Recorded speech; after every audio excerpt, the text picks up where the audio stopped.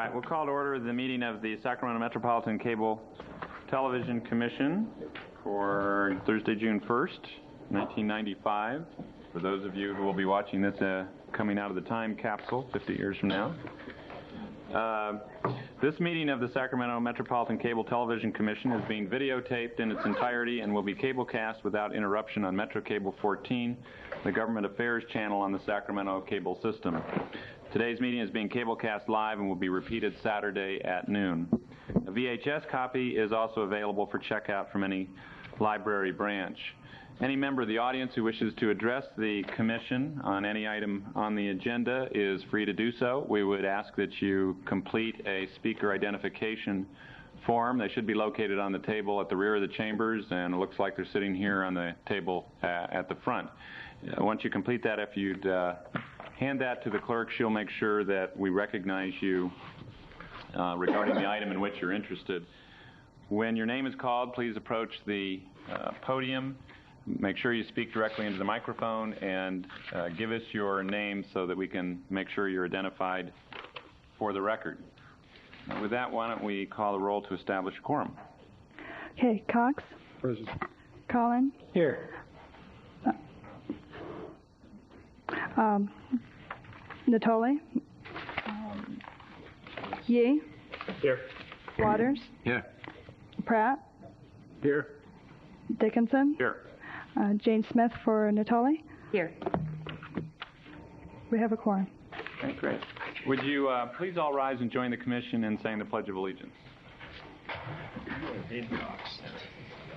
I pledge allegiance to the flag of the United States of America and to the republic for which it stands, one nation, under God, indivisible, with liberty and justice for all. All right, let's play ball. All right, ready for item one? You want to read that? We have 1995-96 Cable Commission budget with some subparts: A, community programming grants, B, Cable Commission operating budget, and C, agreements. All right. Rich, do you want to introduce this? Yes, I would. Mr. Chairman, members, good afternoon. I suggest that you allow me a couple of minutes for a brief overview of the Commission's budget, and then take your action items in the ABC order on the agenda. For an overview, I want to point out just several highlight things. First, that the staff recommendation for the budget includes a recommendation which you've used before, which you have authorized before, and that is to grant compensation adjustments to commission employees, including in this case those employees which you have under contract, comparable to whatever adjustments are made to comparable positions in the county of Sacramento. Secondly, to describe a bit the status of your cable television fund. On page 2 of your budget, at the bottom is a chart showing the cable television fund. Two things I think are important to know. At this time last year, you directed that a $1.7 million reserve be set aside. That has been set aside. With interest, that is now approximately $1.8 million. In addition to that reserve, staff projects that you will have a fund balance approximately $450,000 at June 30th of this year, if you approve the budget as presented to you without any augmentations that you indicated you would be considering. So the point for you today is that as you make any augmentations to community programming, you're working against a base of $450,000 and some change. On page 3, I've provided you with a series of notes as to the administrative and regulatory budget. If you have any questions, I'll be happy to address those. Within your community programming budget, I'm referring now to page 6. You are the budget reviewing entity for Metro Cable 14, and Metro Cable 14 staff have recommended that its budget be augmented, or that it seek augmentation funds with the other community programming entities in 2 respects. One is for augmentation funding of $38,300 to add non-board chamber and non-city council chamber local meetings. These would be meetings, and you can see in the detail of housing and redevelopment, RT, recreation, park districts, etc. Secondly, Metro 14 is recommending $8,000 to allow on-screen messaging from this chambers via a character generator. Those are augmentation funding requests in addition to the base funding for Metro Cable 14, which is described on pages 5 and 6. With that, I'd be happy to answer any questions about this brief overview of the Commission's budget. Questions by Commission members? Mr. Yee. Just a little clarification, Richard. I get a little confused when you start to say this is included or that is included. The amount of reserves we have, which includes the $400,000 that we're expected to be on top of the 1.8 that's already in previous years. That's reserved, correct. Which will give us 2.2 million reserves. That's correct. All right. Now That is a reserve net of any distribution we are making to the parental entities, and also net of any addition to augmentation to the current grantees. That's correct. Good. Is it? I'm sorry. Is that right? I thought it would be not net of any augmentation. For understanding, any augmentations you make today would reduce the total of the two numbers you just used, the 1.8 and the 400,000. Oh, okay. So I said net of any of that. I'm sorry. Okay. It would be net of any distribution to parental jurisdictions. That's correct. All right. But so not necessarily net of any augmentations. Thank you for that clarification. Okay. Yes. Okay. Any augmentations you make today will reduce the $2.2 million overall. Got it. Mr. Waters.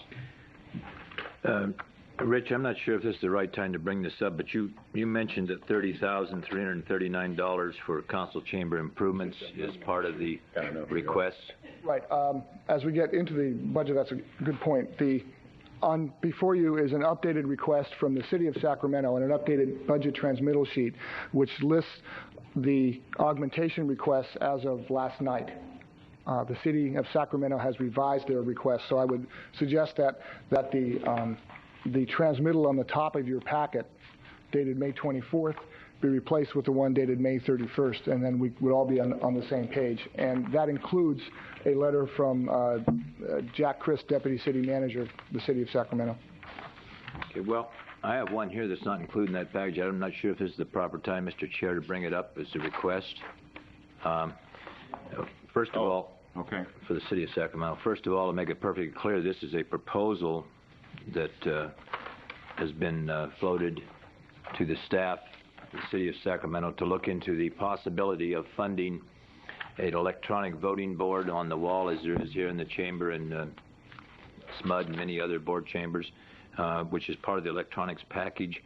And the total cost of that, the proposal we have to do that with your yes and no and abstain buttons at each location with instant voting after the last button's pushed, the same as here, is $5,560. And I just wonder if that's within the feasibility of the electronics package of if the board would approve that, if they do approve the $30,000, if we could, and again, keeping in mind that City Council has not voted on this, and they may not vote 5 votes to install it, and if, I would hope they would, but if they don't, then of course the $5,000 wouldn't be spent. But because of the budget, your timing constraints, etc., before this goes back before the City Council for an official vote, I just wondered if we might be able to take back, if the board would vote affirmatively on this, the fact that this would not be a cost to the city. Now, does that tie into your parameters? I suggest, Mr. Chairman, that, first off, Commission staff are relaying to you the request by the City of Sacramento. Suggest that we take Mr. Waters' request, add that to your deliberations on the City of Sacramento's augmentation request, and address it at that time. Right. I've added it to the 30,000. Okay, I didn't know what the proper time to bring it up. No, it's fine to didn't want to introduce slip by, though. No problem. What was it? I'm sorry, I missed the amount. $55.60. $55.60, right? Thank you. That tells you all the money. Anything further, Mr. Waters, at this No, point? that's all. Thank you. Mr. Cox. Mr. Chairman, I just have one question for Mr. Esposto, and that is, last year did we augment the parent's budget by any amount, or did we defer that last year? I'm sorry, the parental entities? On page 7, we're talking about this year making a distribution of some $500,000. Did we make that distribution last year? Yes. Within your ordinance, you have a requirement that 20% of your revenues be distributed to the parental entities based on population. And we've done that now for every year that there has been revenues received. And we did that last year. What was the amount last year? 500,000? That's correct, based on revenues of $2.5 million. All right, thank you. Other questions, commission members? Okay, why don't we go to public testimony, and let's start with Jan Tillman. And then just so you know, I've got Jay Thompson next, and then the Access team. Good afternoon, Commission. I am Jan Tillman from KBIE. Good afternoon, Jan. Van Sauter, our President and General Manager, sends his regrets. He is unable to be here this afternoon. Fortunately, Van and I had the opportunity and the pleasure to meet with most of you this week. From our discussions with you and from the written plan and budget that we have submitted to you, I know that you are well aware of our plan for KBIE Cable 7. KBIE has been providing the 24-hour service and plans to continue that service at the same level and quality that we are doing this year. We have worked closely with Sacramento Cable. We place a high value on the subscribers' response to the Cable 7 service. We know that the revenue for this service originates with the subscribers, and we recognize that it is them that we are providing service to. Our plan and our request is for funding in the next year at this current year level. Our augmentation from the prior level is $72,000. We have come before you as a group, and we have met with you individually this year and over previous years to talk about the level of funding that KBIE receives for this service on a comparative level with the other grantee funds. We know, and you know, that we are providing a highly valued service, that there is a substantial contribution made from KBIE. We did make one additional request this year for supplemental funding. It is independent of the KBIE Cable 7 service. That request is for $14,000, and KBIE matches that at 3 times the amount. And it is for something that we are calling the Independent Producers Project. That was also submitted to you with our written plan. We ask that you consider the source of the funding, the history that we have all had with the cable funding. And we came before you in the meeting in April, and each of the grantees said that we are going to request funding at the same level as this current year. We have all been consistent with you in that request. We have also responded to your directive, being aware that there were some additional funds beyond that augmentation, and submitted requests for use of those additional funds. In our case, we will use that to produce original programming for this community. It is of real importance to our station that the funding level for the program service itself be sustained and maintained for the next fiscal year. I'd be happy to answer any questions that you have about our plan. Thanks. Any questions for Jan? Jan, I would just say, as a general comment on my behalf, first of all, I appreciate the information that you've provided to us on behalf of KBIE with respect to your basic request and the augmentation. At least, and I'll only speak for myself in this respect, but certainly with respect to Channel 7, Cable 7, and even KVIE 6, I certainly see them as one of the best opportunities for locally originated programming.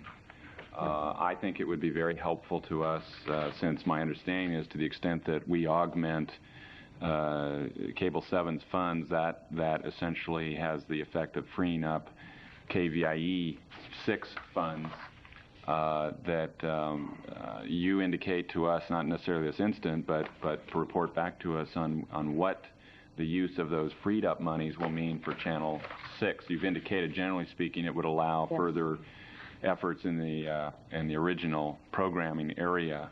Yes. And maybe you can put in the coming weeks some meat on that bone for us Yes, we'll be happy to. I know that you've seen... Excuse me, Madam, Mr. Chairman, Yes. let me just ask the question.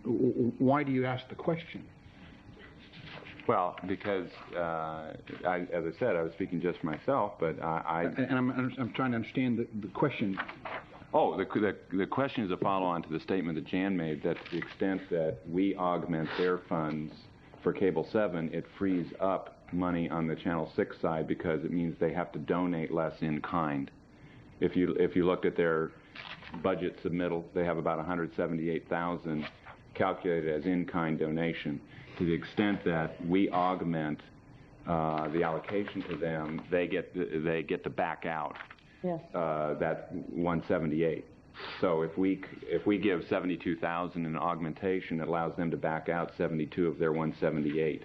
That's correct. And what Dan said to us was, to the extent that we do that, it enhances their ability to generate locally originated programming. So I was simply following up by saying it would be nice to know what that actually turns into in reality. Okay. All right. We would be happy to do that. I think probably most of you have seen that KVIE has a renewed commitment to local original programming, and we do have some exciting announcements to make in the coming weeks. Right. Any other questions? Thank you. Excuse me, you weren't asking for that report back as far as it affects our decision, because that'll be made today, is that correct? Right, we're going to make a More of an decision. I was asking. Report back from hers. Right. Okay, I would like that too. Right. And I would think to the extent it can be defined in advance next year, that would be helpful. That'd be terrific. Thanks, Thank Jan. you. Okay. Jay Thompson.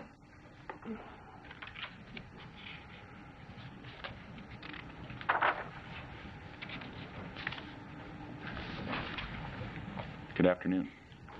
Good afternoon. I'm Jay Thompson. I'm the incoming chair of the Sacramento Educational Cable Consortium. For the last 3 years, you've seen Dave Vaca, the outgoing chair, represent our organization. He had a major conflict this afternoon, so he asked me to stand in for him. In a moment, I'm going to be showing you 4 charts that represent the last 10 years of our activities. First, though, I'd like to thank all of you for taking time during the past few weeks to meet with us. We appreciate having a few minutes to review and explain our plans to you. Since we've covered most of our material with you, I'll be brief today and simply highlight the key points. You've received 2 proposals from SECC. One is our entitlement grant proposal, and the other is a proposal for supplemental funds as requested by you at your March meeting. In essence, the entitlement proposal states that SECC plans to continue our educational service to Sacramento through our outreach activities, promotional activities, and the production and programming of our 2 SECC channels, plus the borrowed time on your Channel 14, the Metro channel, Access's channel, and KVIE's Channel 7. And we would like to thank all of you for your help and your willingness to share these channels with us. This year, SECC is celebrating its 10-year anniversary, and it seemed like a good time to take a look at our growth. So included in our proposal are the following charts which show SECC's 10-year history, which I would like to show you at this point in time. Chart number 1.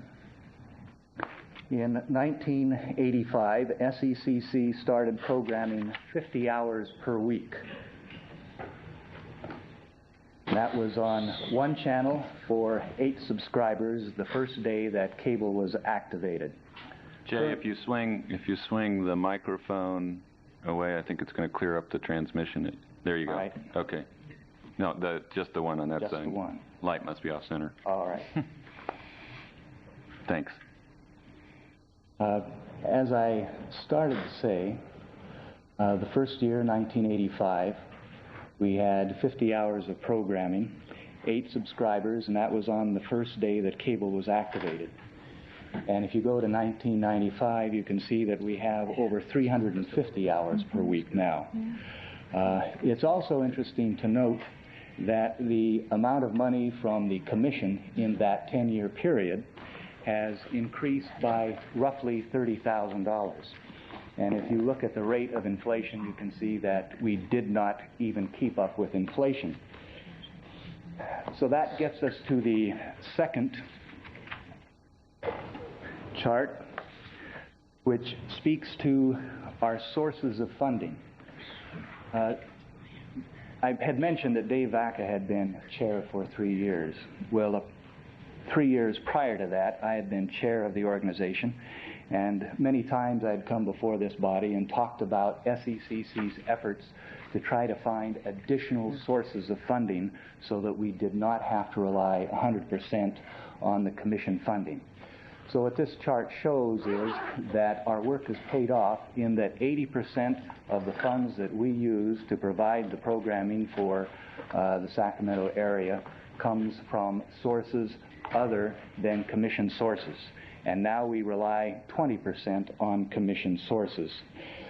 That 80% is composed of money from members, from corporations, and from state and federal grants.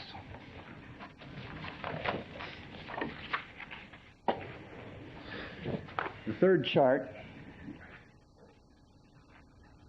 indicates how we use these channels.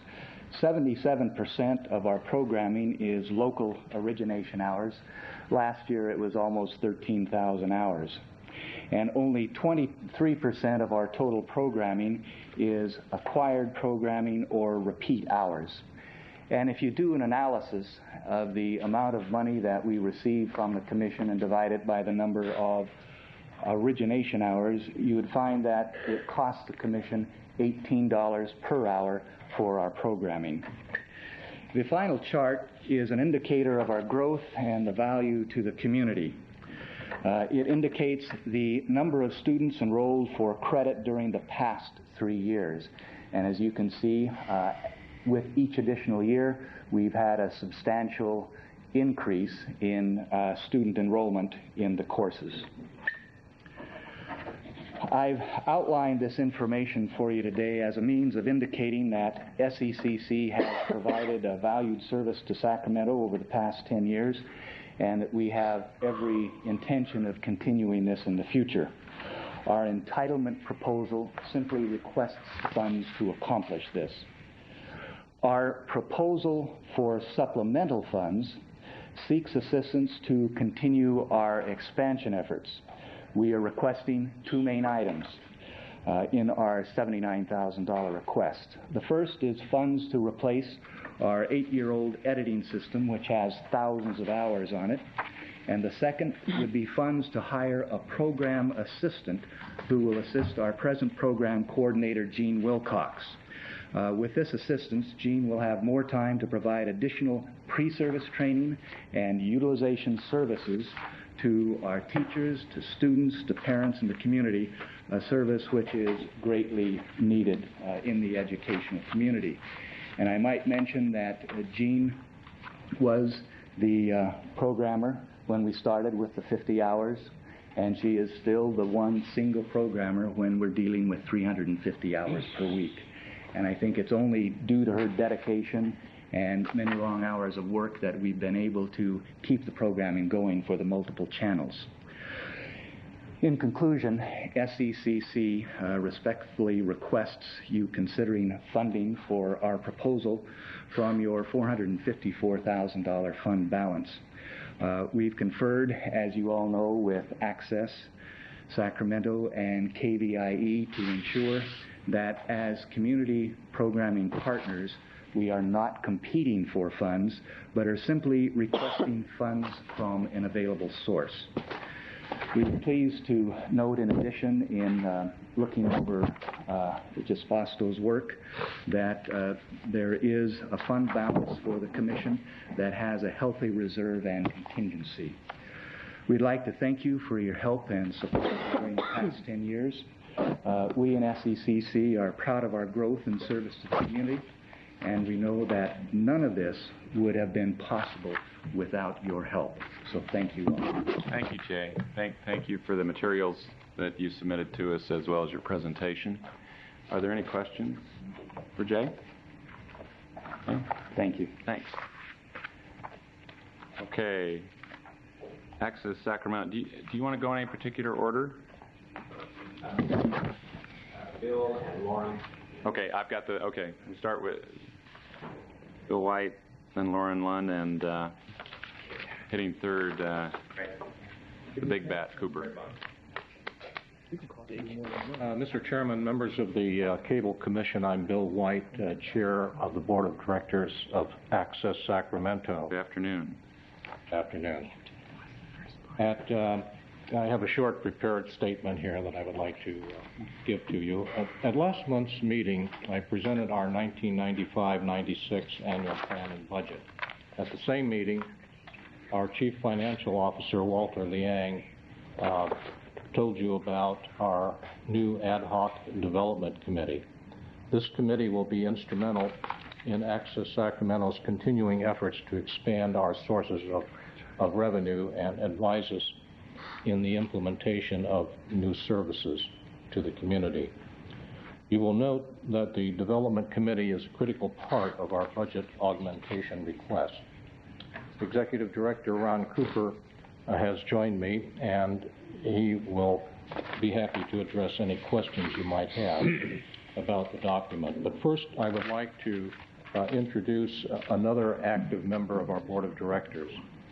The Board is quite proud of our organization's accomplishments during the past year, and we are particularly excited about our new directions in the future. Thanks to the ongoing efforts of our Long-Range Planning Committee, the Board has adopted a revised mission statement. That mission statement reads as follows, and I quote, "Giving voice to the thoughts, dreams, opinions, and community events not otherwise seen or heard on commercial and public radio, television, and other popular forms of media," end quote. Board member Lauren Lund, strategic planning facilitator and trainer for the California State University Sacramento Foundation, has chaired our long-range planning committee from its beginning 10 months ago, and joins me now to update you on the process, our findings to date, and the action planning that lies ahead. Lauren? Thanks, Bill. Welcome. Thank you, Bill. My name is Lauren Lund. Good afternoon, members of the Commission. Good afternoon. In the years that I have been a facilitator for strategic planning processes, I have to say that it has been an honor to work with the Access Sacramento Board of Directors and as a board member to participate in this strategic planning process that they have been involved in this last year. The process began in September of 1994 with a values and interest clarification survey delivered to their constituents, and those constituents included elected officials, current Access Sacramento board members and past Access Sacramento board members, current and past Access Sacramento staff and employees, and more than 120 randomly selected subscribers. Over the months that the survey was being conducted, ongoing instruction was provided to the board members so that they may fully understand the strategic planning process and be fully equipped when they were ready to do a retreat with the findings of the survey. In December, a program was provided for board members and guests who wanted to attend that gave an in-depth orientation to public access broadcasting and also a history of Access Sacramento, so that we were all fully informed and prepared for that strategic planning event, which then occurred in March of 1995. At that event, the mission statement was confirmed. The goals were articulated into 6 goals, and more than 50 objectives were added to those goals. Now, of those 50 objectives, I took the group through a prioritization process, and that process resulted in 6 primary objectives, which I would like to take just a minute and read those to you right now. First objective, these are not in any order as they appear, but of the 50, or the more than 50 objectives, these were 6 that became priorities for action planning. First was to continue efforts to seek and develop grant funding opportunities. Second, to explore corporate funding opportunities. Third, to develop a presence at key community events. An example would be Thursday Night Market. Fourth, to explore facilities outside of Coloma Center and 12th and C Street. Fifth, to enhance communication with members of the state legislature and elected members and staff from all levels of government, local, state, and federal. And sixth, to encourage the development of popular topic programming. The process for strategic planning with the Access Sacramento Board of Directors is now at the action planning stage. That, as you know, is where we start to put wheels on the plan and make it run. We're about to implement on a number of our action plans as we specifically identify who does what, by when, and at what cost. Some of the primary objectives have been assigned to Access Sacramento committees. As you've already heard, we have one new ad hoc committee for the development objectives, and some of our objectives will be addressed by the full board or other special committees. In closing, I would just like to say that with this strategic plan in place, I think that you can be guaranteed that your Access Sacramento Board of Directors and staff are not going to be carried by any drift of events or even crises. Already, Access Sacramento is distinguished nationwide for excellence in public access media. And if a tidal wave is coming, I think we all know now where we need to and want to surf to. So with your continued support, we can continue to make a valuable contribution to create a balance and contribute to the well-being of Sacramento's cultural, philosophical, and political climate. Thanks. Thank you, Lauren. Okay. Are there any questions? Questions? No. No. All right. Thank you. Thank you, Lauren. In conclusion, I'm pleased to announce two new appointments to our development committee. We have welcomed recently Sacramento Chief of Police Arturo Venegas Jr. and Cosumnes River College Dean of Instruction Gert Tipton.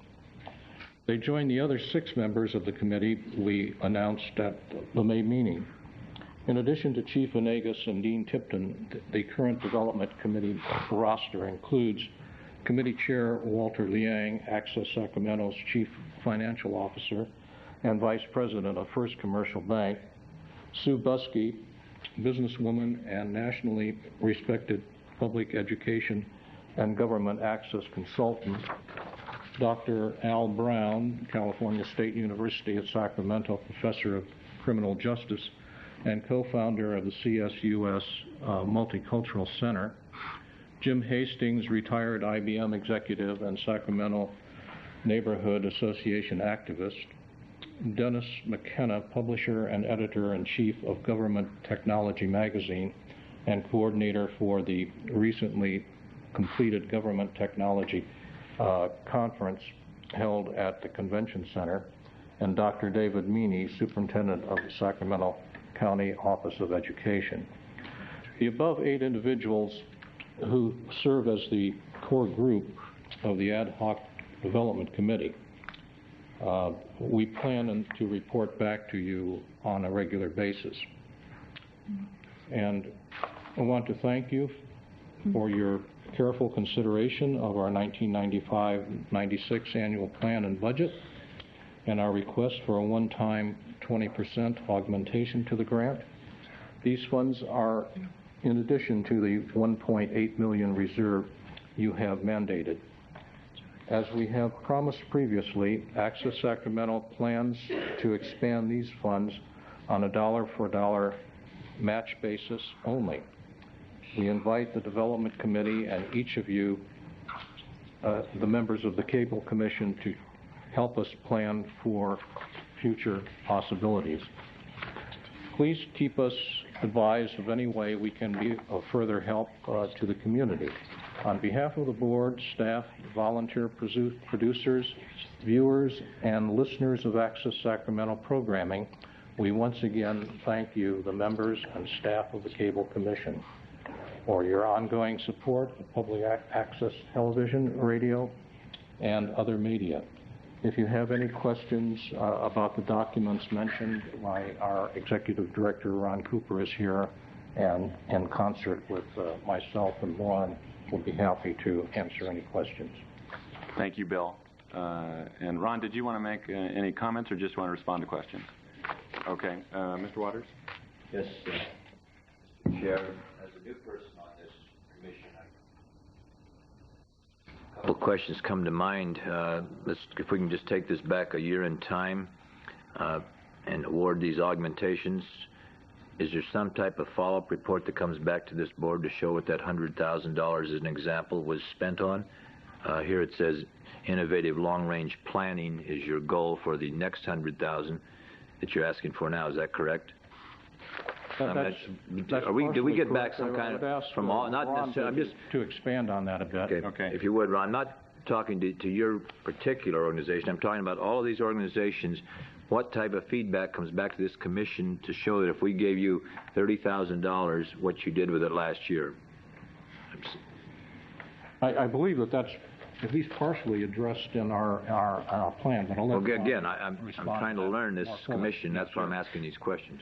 The augmentation proposal that we submitted to you, and I think you each have copies of, on the last page of that document indicates various applications for monies that are out and have yet to be decided, and they are but a few examples of projects in the works that, if funded, then we report back to you that they would then be matched by those other funds through those other procedures, grants, other ways of generating new revenues. I'm sorry, Ron, did you identify yourself for the record?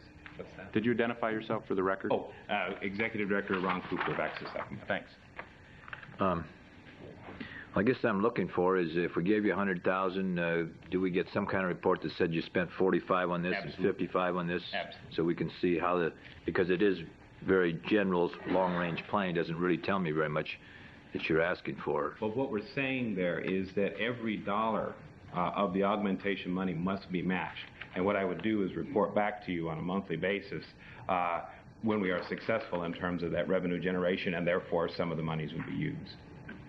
So then I presume, Mr. Chair, that all these different organizations report back to this board in some manner like that, so we kind of have a check and balance.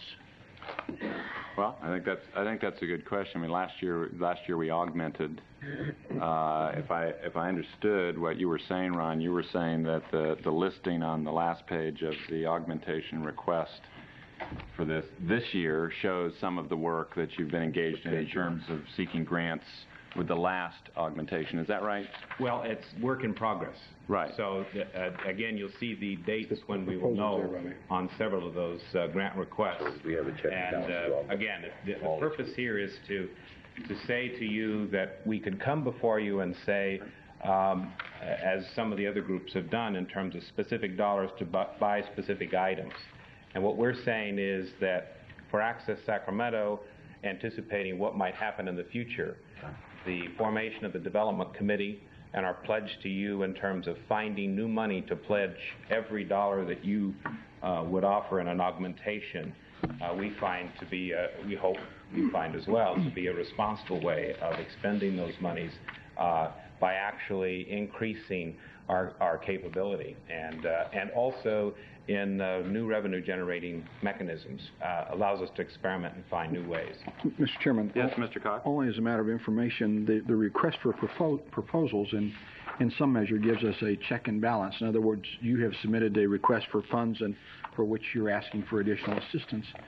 The fact that you've added a significant number of programs that you want to produce in the event that you get some additional revenue on a matching basis. So there is a check and balance. It may not be as complete as the request that you've made, but there's certainly, to the extent that the Commission accepts the proposal based upon the proposal that was made, we do in fact have a check and balance. That's fine. I'm just trying to educate you, so thank you. I think what Mr. Cox has said is similar to what I attempted to say earlier, and I might add that it certainly has been the practice of the board to keep the Commission advised on an ongoing basis of significant things that are happening, particularly when we have a notable success or are experiencing some difficulties, either I or the executive officer have brought those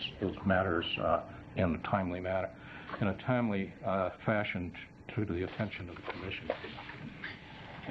Ms. Waters, did you have other questions? No, I wanted to make it very clear. It wasn't directed at you. I was just trying to get an overview of the entire body here that receives funding.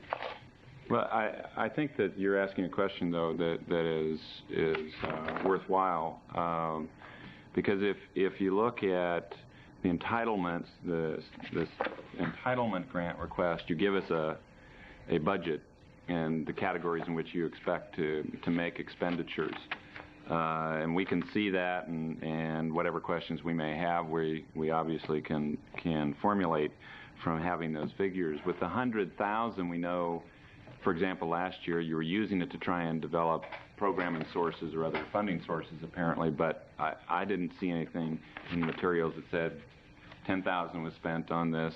That money is still as a part of this process of finding matching money.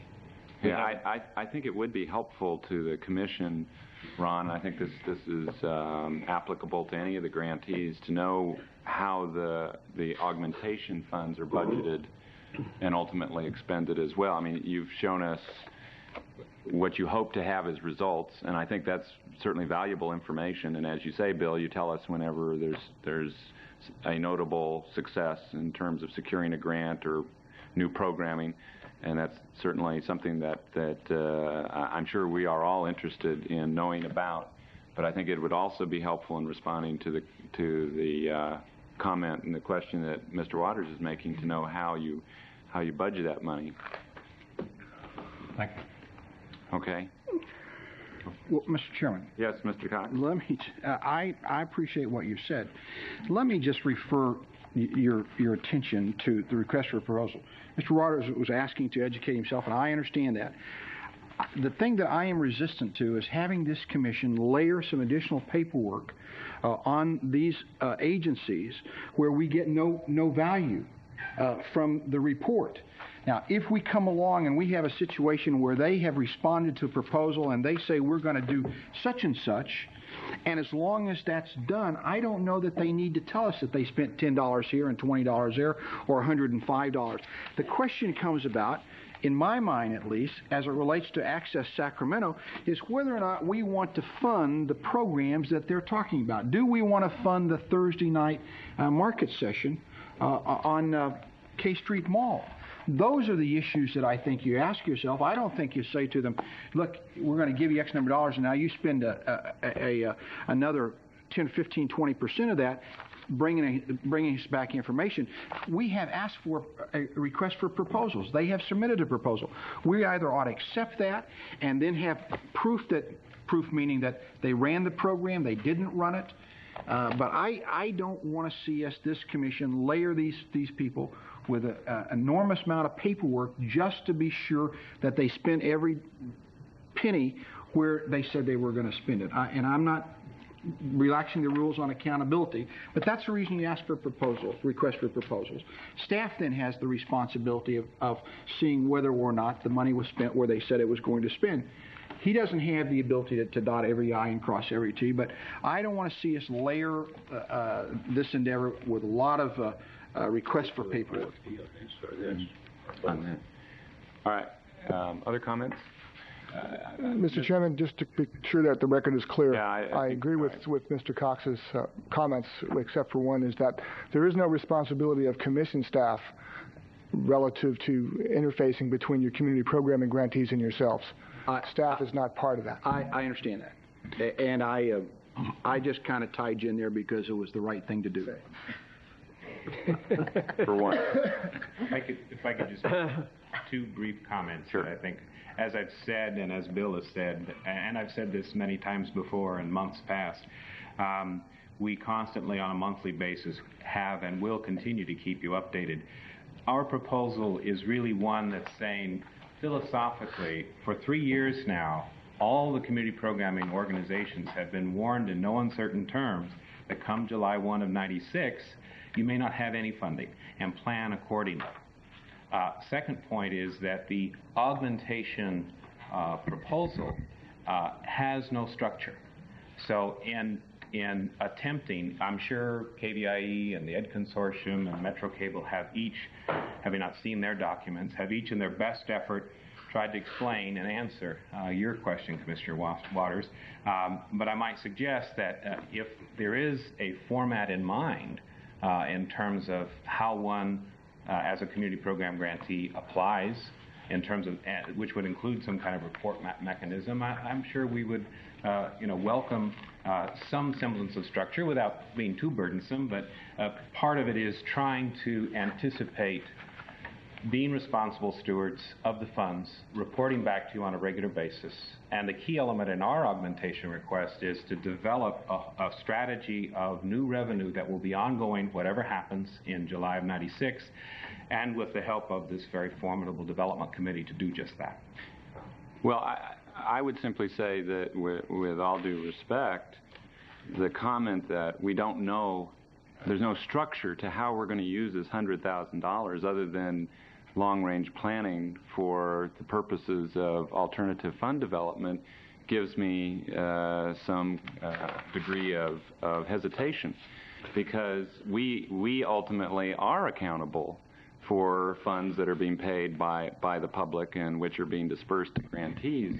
I may disagree to a certain extent on this point with Mr. Cox, because I believe that it is appropriate and not burdensome to tell us how you expect to spend the $100,000. You do that with the $507,000 that you get as an entitlement grant, and you have done that. And I know that you have to do that internally for your own budgeting and planning purposes. So, while I don't have any problem whatsoever with the notion of developing other sources of revenue, in fact, I would be the first one to tell you that I think that's a very wise thing to do. I think at the same time, it's important for us to know how you anticipate going about that in terms of the expenditure of money, which ultimately is coming from the public. Thank you. Any other comments? Thanks for the presentation. Thank you. I apologize for some haltiness in reading. I find that I have extreme difficulty reading these days in spite of large print. It keeps disappearing on me. Not a problem, Bill. That is no end of frustration for yours truly.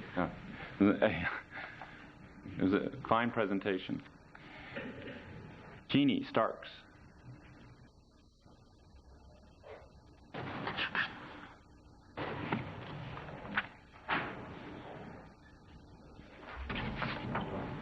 Good afternoon.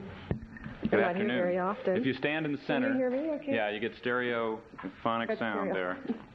I don't come very often. I'm real busy, and well, it's like a one-staffed office.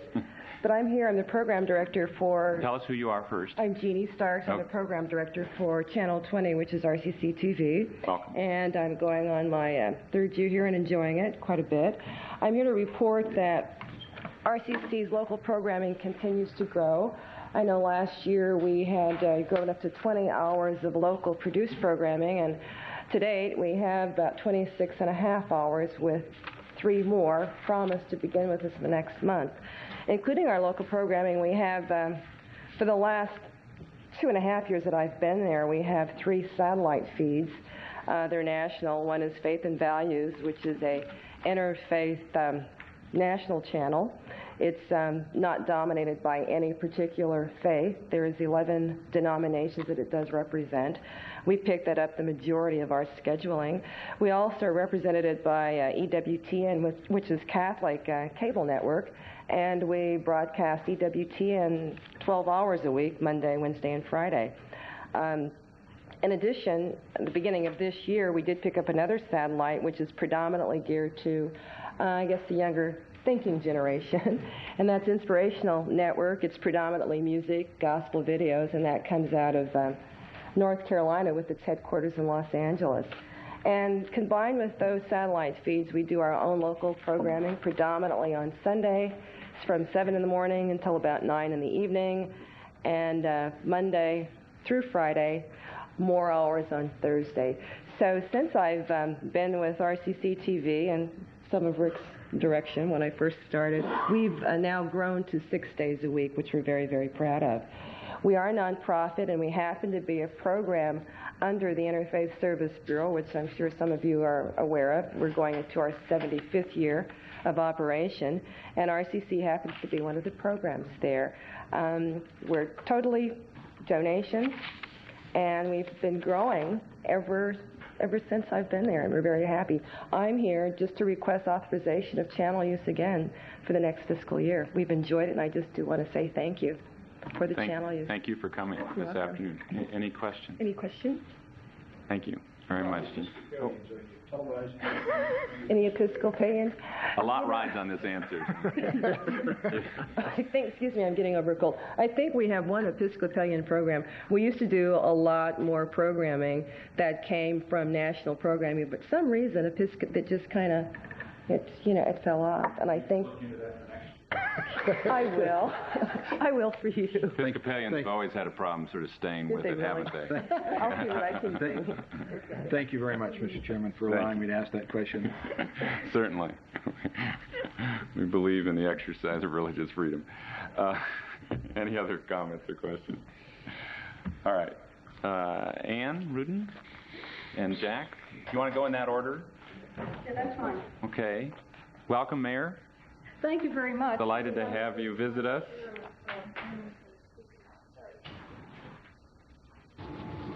Thank you very much, Commissioners, for allowing me to come and speak to you. First, I want to say, just from listening to the requests you've had up till now, it's very clear and very satisfying to me, having been involved in the beginning of this, that the cable is administering the Cable Commission money in a very responsible way for the benefit of the community. This is what we had in mind when we established the Cable Commission and asked the cable company to put something back into the community. And very clearly, these are all benefits to the community that we all enjoy and get the advantage of. Something caught my eye, though. While I think you are giving very responsible oversight to the funds that you administer, the fund balance of $1,800,000 a few months ago caught my eye, and it seemed like a very unusually large sum of money for an agency that has the size budget that you have, and since none of it was being was identified or earmarked for any particular use, I thought that perhaps we might do some brainstorming and see what it could be used for community benefit. Now, I know since I first saw the note in one of the Cable Commission memos about the fund balance that was anticipated, I know that $1,700,000 has been put in a reserve account, and you're going to be asked to make a decision on how that money will be used sometime in January of '96, I understand. But that does leave the $450,000 for further allocation, and we have some ideas we wanted to present to you today. I'm not going to give you a specific proposal today, but Jack Diepenbrock is with me. He chairs the board of the Sacramento Symphony. I should have said for the record, I'm Ann Rudin, board member of the Sacramento Symphony Association, and that's why I'm here today. But we also have Lynn Osmond, who's the executive director of the symphony. And in the letter I sent to all of you, and I apologize for not reaching all of you personally, I did try, and many of you were not able to make time in your schedule for a meeting, but I did say in the copy of the letter that I sent you, of the letter I sent to Roger, the chairman, that I feel that you ought to take a look at the unallocated reserve and think about a use for it that might assist the arts and might benefit the arts. And I think you know all the reasons why, and Jack Diepenbrock will speak to that more. But I believe that using it to support the performing arts, which you haven't been able to do from the general fund, and I certainly understand that. You haven't seen me appear before you and ask you for general fund money for the arts, because I know the tight situation municipal finance is in right now. But when I find a fund that is not being used, I think of all kinds of ways that it could be used to benefit the community. The intent was that cable funds be used for community benefit. You're doing that already, and I do think that the arts constitute a community benefit. The performing arts, I'm limiting it to that. I also know that there is no legal requirement that the cable money be used for televising. And in fact, in the past, it's been used for purposes that might have seemed far removed from television. For example, a few years ago, $1 million was allocated to the City-County Consolidation Commission to do the studies that were done on city-county consolidation. Nothing to do with television. Of course, that would have had a community benefit. It didn't pass, but the proposal didn't pass, but that was one use that was deemed appropriate at that time. So I feel that what we're going to ask you to do is consistent with the intent that we had when we established the cable franchise here in the community, and certainly one that I would support if I were sitting in your place. I would like to ask Jack Dievenbrock to take it from here and just say a few words about why we're suggesting this. Now, we're not asking you for a specific grant today, but we're asking you to open your thinking and open your minds to a more far-reaching proposal. So if I may Certainly. ask Jack Dievenbrock. Here you are. Thank you. Thank you, Mayor. I am Jack Diepenbrock. Good afternoon. I am the chairman of the Sacramento Symphony. Jack, if you want, you can raise the podium by the switch to your right. All right. If that's more convenient. Thank you very much. Technology is wonderful. Isn't it grand? Get one of those to go with a voting machine. Permit me to reminisce a little bit. I began with cable television back in '79 when I was hired by Time Life to represent them in pursuit of the franchise. We later joined with McClatchy. And Time Life dropped out, and the local group, which became River City Cablevision, joined with Chuck Dolan's Cablevision Systems, and we submitted a far-reaching proposal which was not accepted. An error was made by the selection committee. The firm selected was unable to meet the requirements of the commission in those days, and the bidding was reopened, and this time our group, together with Chuck Dolan and then with Scripps Howard, was successful. Unfortunately, Dolan's Cablevision Systems dropped by the wayside, and Scripps Howard and River City Cablevision have continued to provide cable service since then. But going way back to '79, I first recall going to see Isla Collin.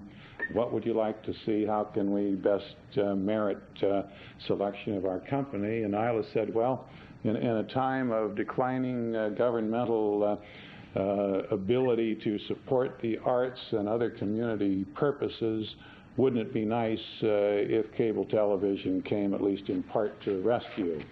And you'll recall that the first franchise program resembled a Christmas tree as much as anything else, with grants for this, that, and the other thing. Much of that was found to have been inappropriate because of later court decisions, et cetera, et cetera.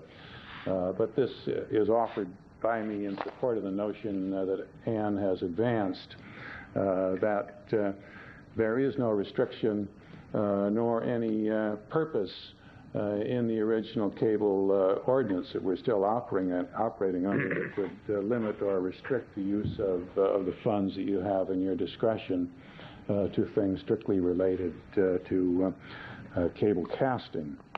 We think that, and we've said, I think, to you in different formats, that we must all recognize the importance of the arts, and particularly so we think the performing arts, to a well-rounded community.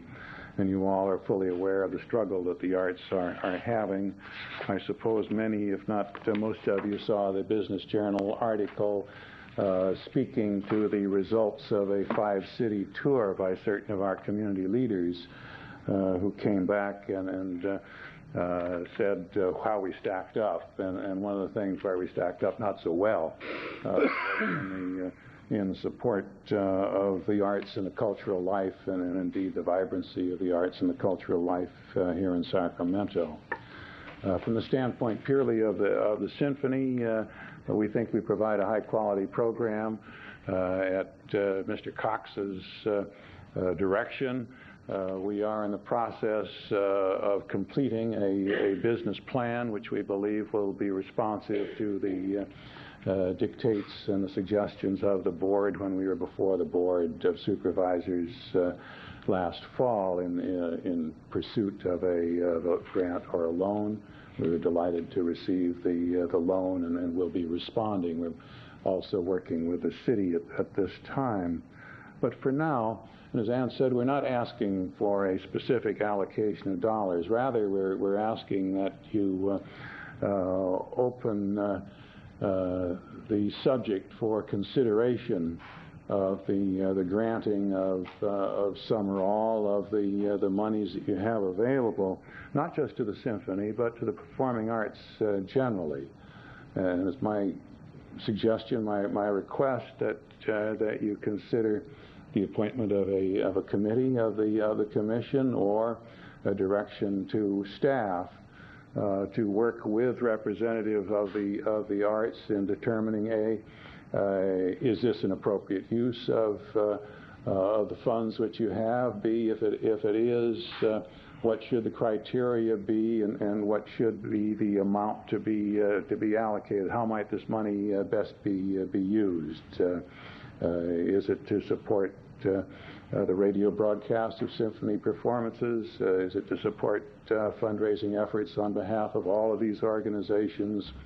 Should it be directed to the helping of the retirement of the deficit that all, unfortunately, of these organizations are plagued with just now? Or how might that money best be used? Would it best be used from the symphony standpoint in supporting its educational mission at a time when the schools are increasingly unable to even provide the support to the symphony, which has been established to augment or take the place of declining music education previously offered by the schools? Or another Worldview Festival performance? What is it? These are things which I doubt that you want to take the time here this afternoon to start to debate or consider, but which we think over the next several weeks or months might be an appropriate thing upon which the Commission might embark. And to that end, I thank you, Jack. Careful consideration. Are there questions for Jack or the Mayor? Mr. Cohn. Ann, of Lynn. Lynn, did you want to speak as well? No, Just I'd be willing to answer. Okay. All right. Mr. Cohn. Well, first of all, let me say I certainly am very open to the suggestion.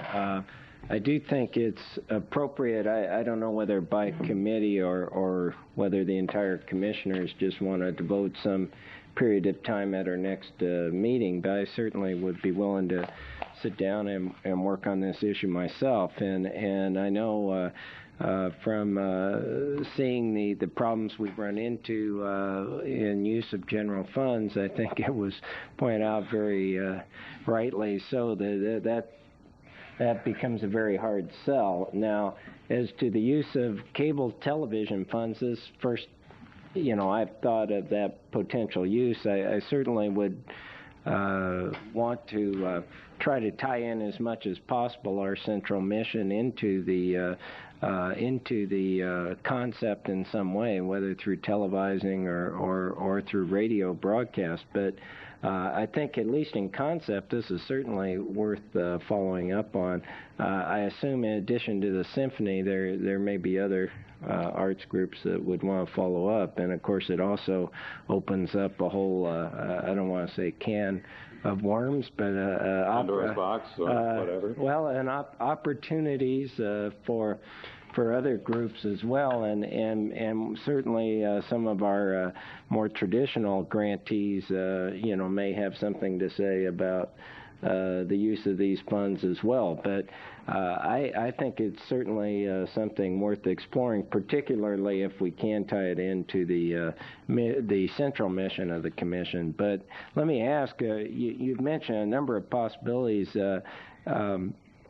Do you see this as a one-time only thing, or are you looking at this as something where we establish some kind of a fund that would be a revolving fund through loans, or have you not thought through it at that point? Gone forward with that specificity yet, and it was that sort of the dialogue that we had thought it would be appropriate to have with the committee or with staff, and we do volunteer to be appearing here, not only in respect to the symphony, but also for the ballet and for the opera and the Sacramento Theater Company, which are the groups we think most interested.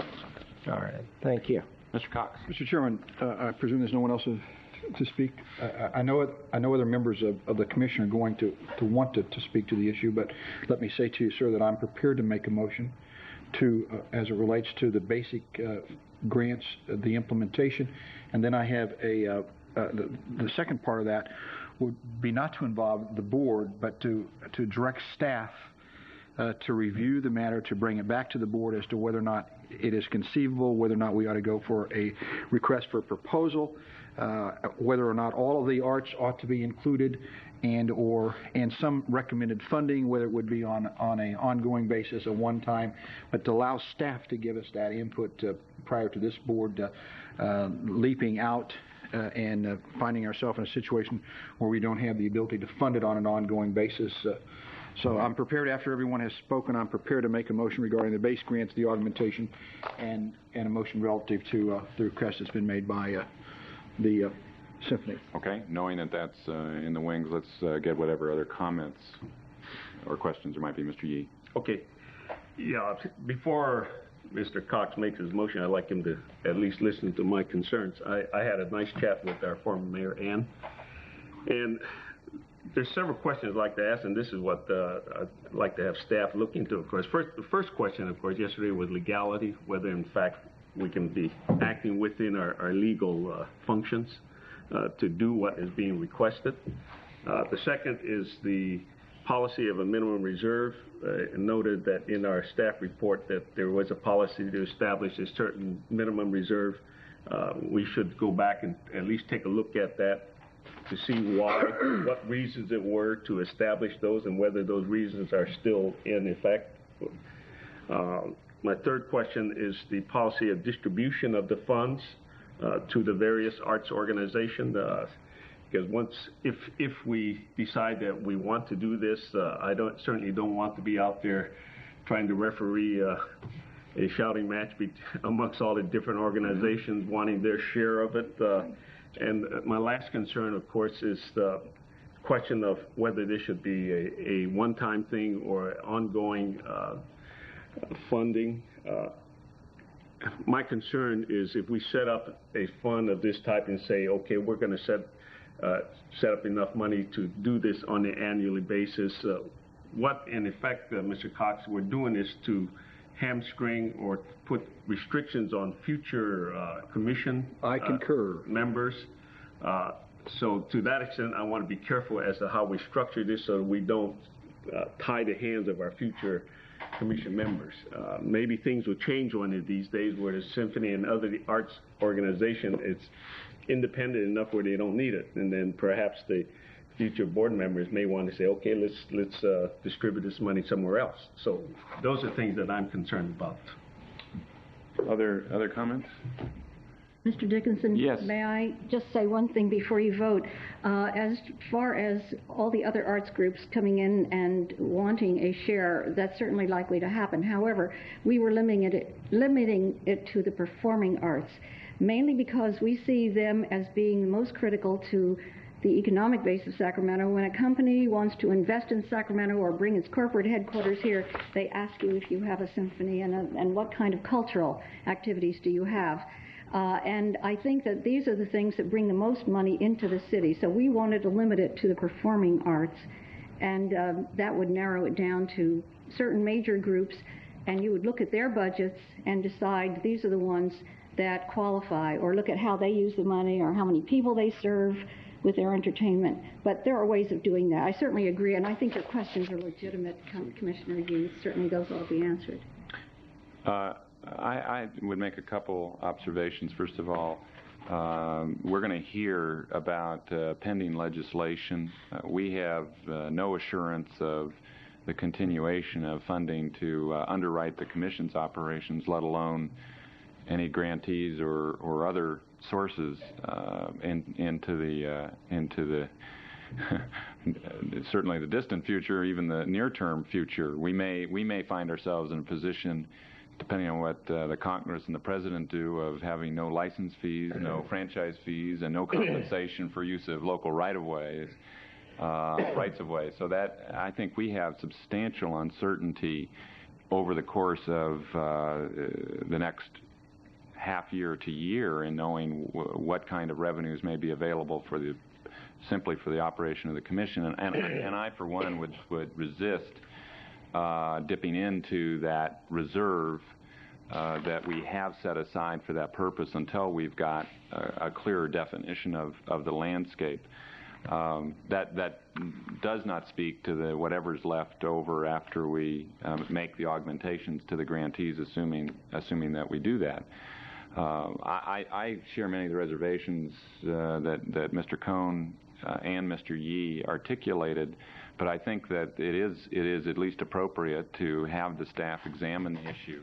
I think, as you said, Jack, I agree there are two issues here. The threshold issue of whether you do it at all, and then secondly, if you decide to do it, what formula or process do you use to do it? Who is it open to and for what purpose? How do people go about applying, and what do they have to provide in the way of information? I think all those questions need a careful examination, in addition to the items that Mr. Yee specified. So if that was the purpose of your intended motion on that point, Mr. Cox, I would certainly agree with that. Soon I'm ready to make a motion as soon as everyone has spoken. Sir. And I would just remind everybody that we will, absent some compelling circumstance, not meet in July as a commission. So August would be the next time that we would meet again as a commission. I think delegation to staff of this in the first instance makes sense. Any other comments?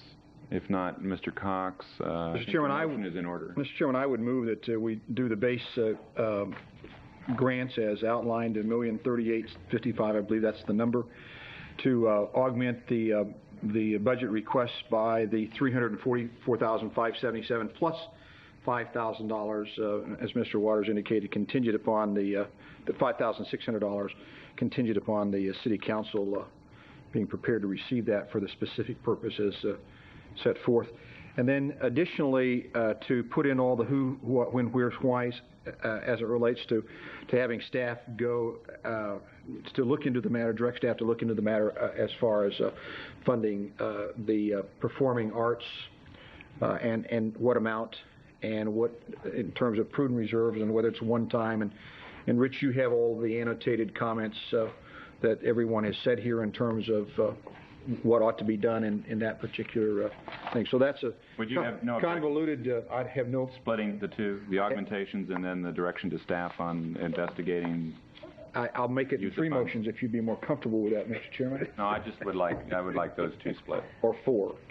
Or as many as I would prefer. Whatever you are. I'm willing to let you vote as many times as you want. I would prefer two motions. Two motions. Let's take up the augmentation first. Let's take the base grants first. The base and the You want to do it, the base and the augmentation? Yeah. Base and the augmentation, plus which includes the 5,000. Now, are you proposing the 30,000? $35,939 and some change for the City Council. Yes, I am. Yes, and that's contingent, of course, upon the fact if the City Council does approve that extra $5,000 expenditure. If not, that could go back into the reserves.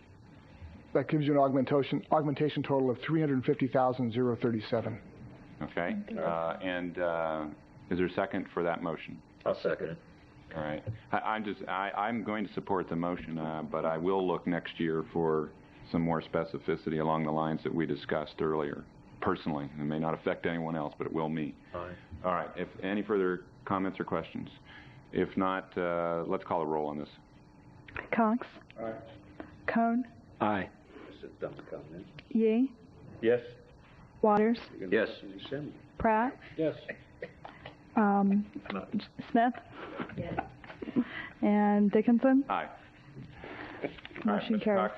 Second motion is to take the annotated version of the who, what, when, where, and why, as it relates to perhaps entertaining having staff look at telling us, making recommendations as it relates to funding the performing arts with who, what, when, where, and why, and whether it should be one time, whether we have any money at prudent reserves, and all of those kind of things. Do you want to limit it to the performing arts? It's okay with me. All right. I think we, as a trial basis, we ought to at least start with that. I think so. That idea. And could you report back by 9/95? Sure. Report back at the September Commission meeting? September Commission of 95? All right, that's the motion. I appreciate that the additional time. Much of what I'd have to report back is going to depend, as the chairman has said, on what happens in Washington. And we should have a pretty good feel by September. Second. Second by Mr. Cohn. Any further comments or questions? If not, let's call the roll. Cox? Aye. Cohn? Aye. Yee? Aye. Waters? Aye. Pratt? Aye. Smith? Dickinson? Aye. Motion carries. Thank you, Mayor, Lynn, Jack. Thank you all for coming. Thank you to all the grantees for your presentations. We still have some items regarding the budget to take up. Yes, sir. Item B on the agenda addresses the more traditional operating aspects. I summarize those briefly for you. Be happy to answer any more detailed questions. Otherwise, I recommend staff. You have already made a summary of those. Are there any questions on the operating budget? Move adoption of the operating budget. A motion and a second. Moved by Mr. Cox, second by Mr. Waters to adopt the budget. Any comments? Any member of the public wish to address the commission on this item? If not, all those in favor signify by saying aye. Aye. Opposed, no. And motion is agreed to. And then we have item C. So item C has to do with agreements of the commission. Take them. I recommend taking them a piece at a time. First, it has to do with decision on a general counsel for the upcoming fiscal year. You entertained an RFP, which was delayed or earlier this year, and designated McDonough Holland Harriet as interim counsel through till June 30th. This was an issue that was the commission's own policy direction on your part. I'd be happy to answer any questions, just that staff feels very uncomfortable not having a counsel after June 30th. Okay, so we've got three items.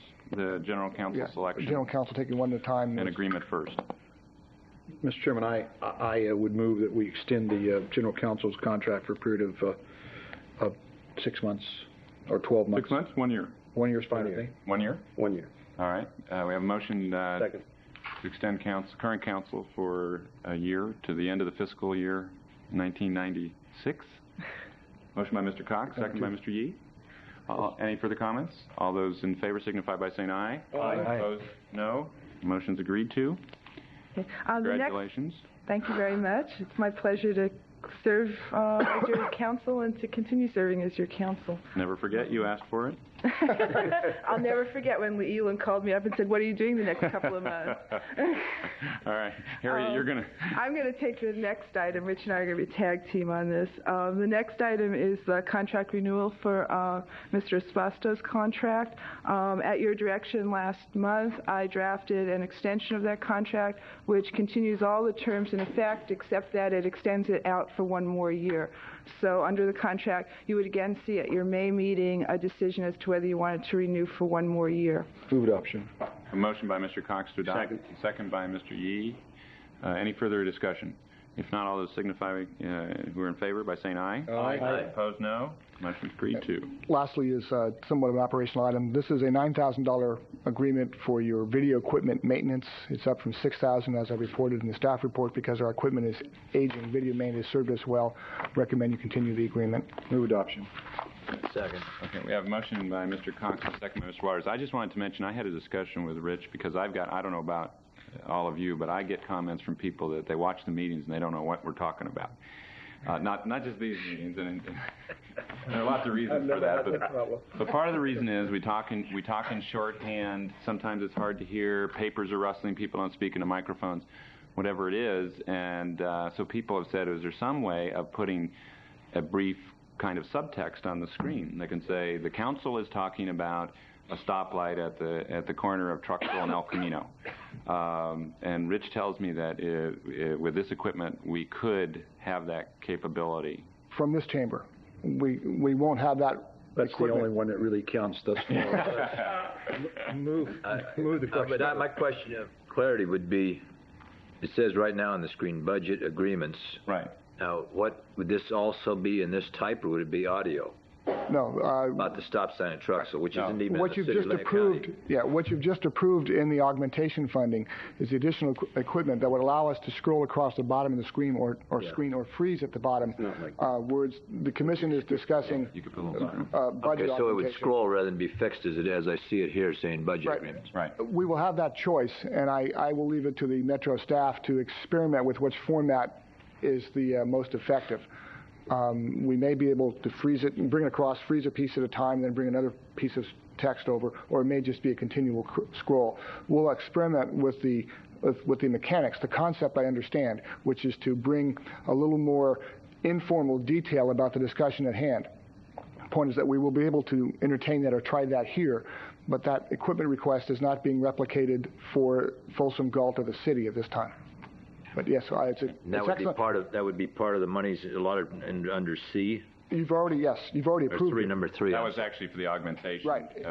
Additional equipment. What the chair is asking for is for us to try that technique and give us some feedback, which we haven't heard before operationally. So we'll be happy to try. Actually, to do it. I don't know if this. You're the electronics expert. It seems to me though. I really have to strain when I come to these meetings to listen to what Rich is saying or people from out there. It doesn't seem to be at the same level that we have at the city. I find myself, like I say, straining to hear what every person's saying. Is there something back there that could increase this we just need to know that. I just heard you much better. We can bring volume up. Okay. We just need to know I hear that. you. Don't talk so loud. Yeah. Okay. What? They can't hear you over here. What'd you say? Yeah. Get a haircut. I can't hear you, Jimmy. Have you increased volume now? Mr. Chairman, it's just more sedate here. No, it is a situation that when you're in a larger chamber, it is more difficult to hear than when you're in a smaller facility sometimes, and that's maybe why the sheriff doesn't get all the money that he asks for. You can't hear him. Right. Rationality just comes at a lower decibel level, I thought, Mr. Waters. We appreciate the feedback on Metro 14. We will do what it takes to accommodate that. We don't necessarily hear all the things that you hear in terms of what we present on Metro 14. We don't even hear all the things we hear. Okay. But while we're on that subject, people started that I know started watching Channel 14, and when they have the rerun, there's a standby, or just it didn't even say standby, it just said Metro Cable Channel 14, and many people turned it off and weren't unable to see people like Dave Cox finish their presentation. So I made the suggestion to Rich, which they've enacted, saying changing tapes. So what's the downside? Seriously, so Rich has put on that blank screen now, changing tapes or standby. You can give me the exact verbiage if you would, but it does tell you that it's not over. Yeah. Good. And the Metro 14 staff, you have a great staff that operates your channel. I wouldn't know how to do it. I just knew how to get it done. Okay. Okay. Any other comments on this item? If not, all those in favor signify by saying aye. Aye. Opposed, no. Motion's agreed to. I think they turned up the volume. Yes. They did. Yes. Diane. All right. Are we on to item 2? Yes, we are. Have we made it to item 2? Yes. It's franchise licensee general status presentation. We don't have any speaker ID cards. I know that they've SAC Cable has provided 2 things, I believe, in the dais. One is a report back from SAC Cable from last month on the status of the displaced employees. And so they provided that to you, and that's there at the dais. I appreciate that.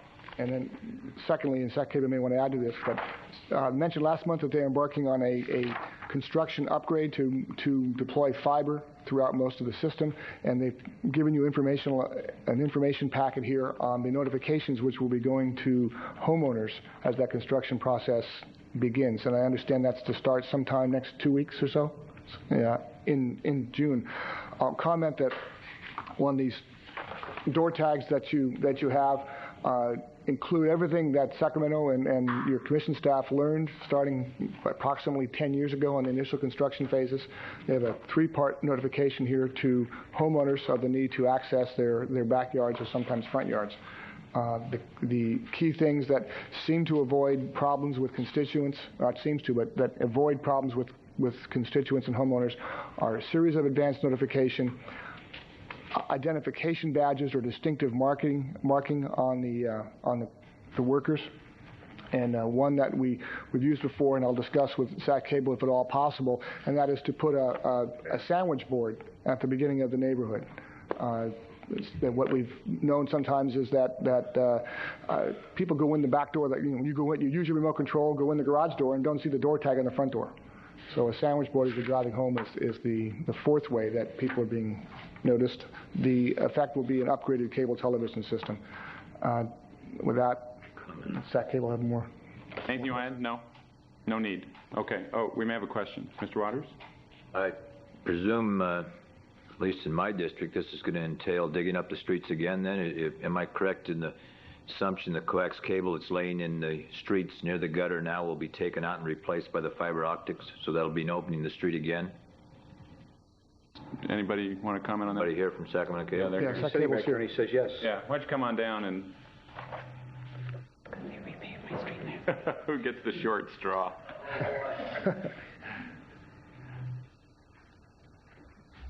Wayne. Good afternoon. Wayne Vowell, Vice President, General Manager, Sacramento Cable. I can't answer your specific question, your specific area. Yes, we will be opening up streets occasionally. Where it will be in your particular area, I'm not sure. But it says the entire cable system eventually during the year, correct? That's true. Whether or not that will mean that we will have to get into the underground areas, I'm not sure. We may be able to sit outside, and there's certain... Well, let me speak to my particular residence, because I watched them lay it, and it's the coaxial cable that runs down, and they just turn it into each residence as they go. So that, I guess my question is, that will have to come out then, correct? I'm not sure. Or at least a fiber optic be laid next to it.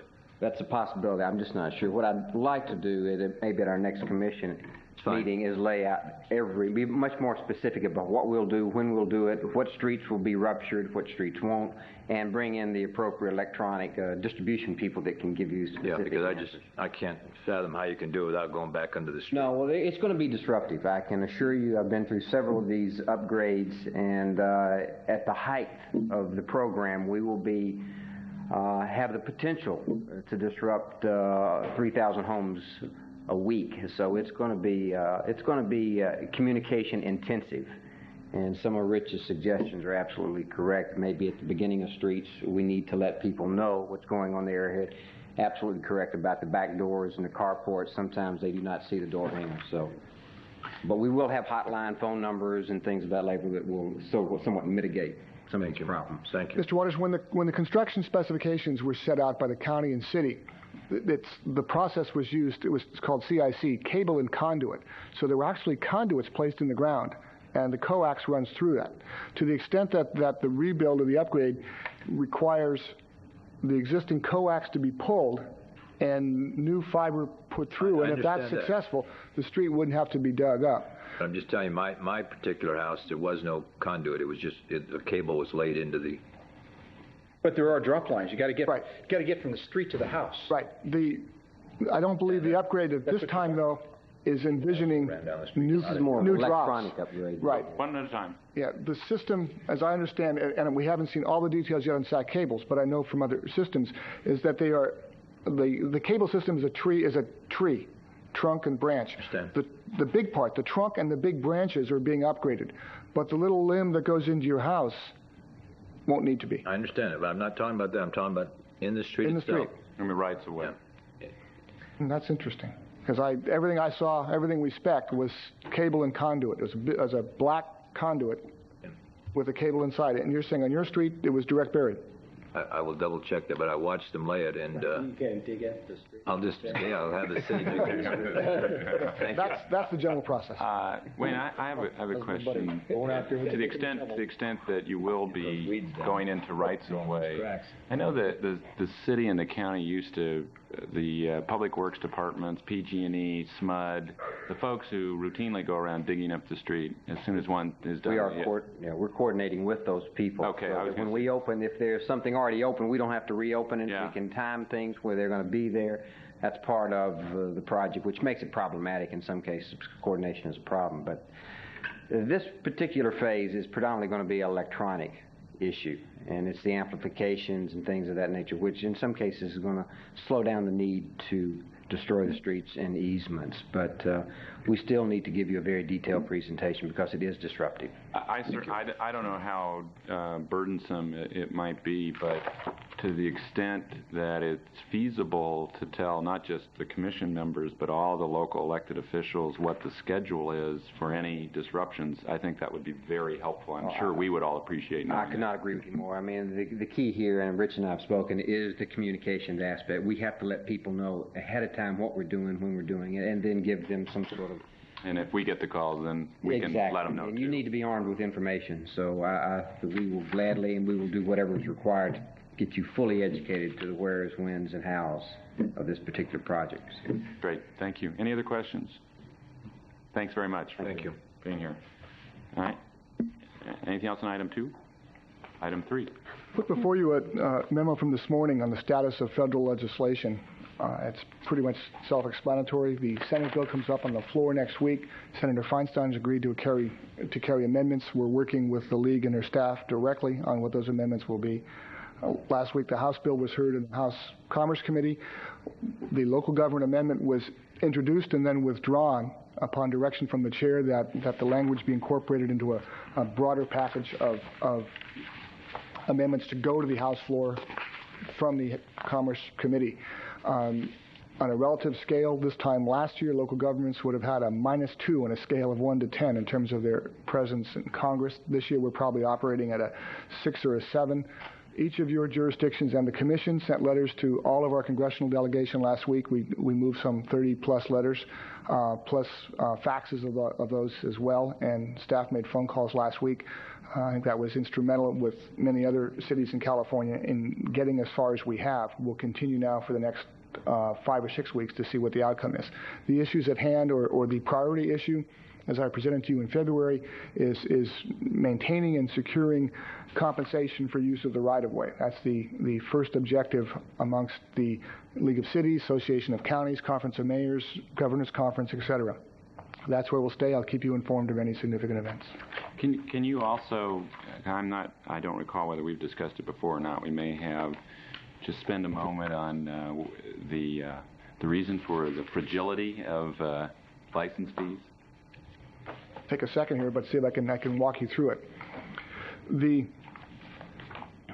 language at the Senate level, this language that I showed you back early on, that nationally calls for fair, reasonable, and non-discriminatory compensation for use of the right-of-way.